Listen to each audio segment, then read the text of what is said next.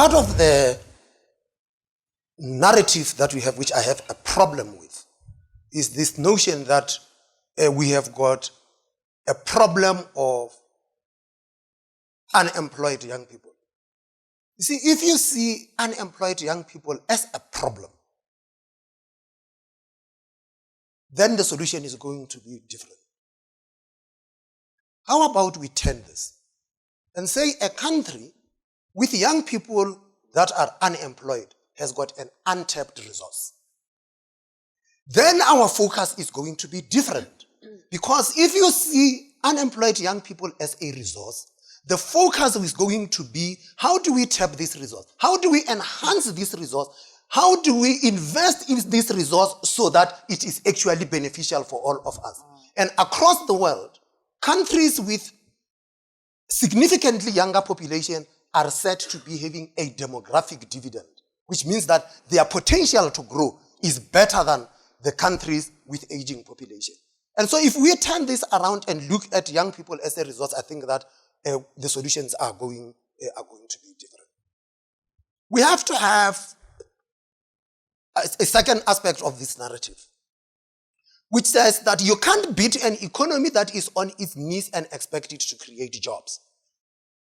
Jobs are an outcome of economic activity, which means that we must be putting our efforts to increasing economic activity, because it is through economic growth that you generate resources to fund development. And so we can talk about that. The third point that I wanted to make is what had made countries to grow. Nobel laureate Michael Spence had to lead a team of eminent persons, which included one Trevor Manuel, who used to be a Minister of Finance in South Africa, to look at what had made the difference. What are the common features of countries that have grown, have sustained growth for a period of more than 25 years? And that was defined as growth above 7% for a period of 25 years. And those countries had 5 common characteristics. One was an engagement with globalization and taking advantage of the opportunities offered by globalization.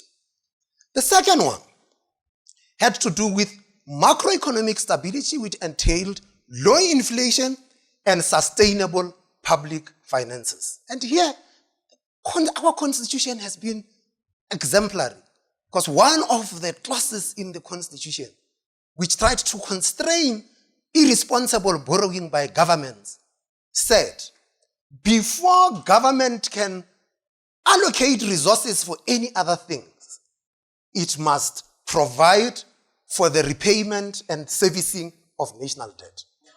Very few constitutions provide for that. And that meant that the authors of our constitution understood why South Africa had to be creditworthy. Because a country that is creditworthy is able to generate resources to meet its commitments. The third aspect had to do with the manner in which resources are allocated in society. And what we ended up having was to say that we will be having a market mechanism to allocate particular resources. But there was an aspect that came in that said that the state is an important force that is a countervailing force on behalf of the poor and on the part of those without power. The state is such an instrument that intervenes. And this brings me to my last point, which is most crucial, which Justice Albie raised, and is the issue of leadership and governance.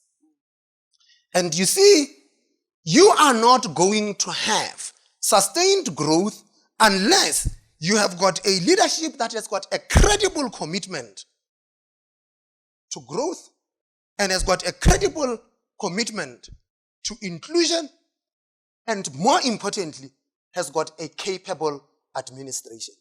And so leadership becomes important here. And if anything, countries that struggle with growth, that struggle to generate resources, have got one thing in common. They do not have credible leadership, and some of them would even end up being called failed states. The state fails because of failed leadership.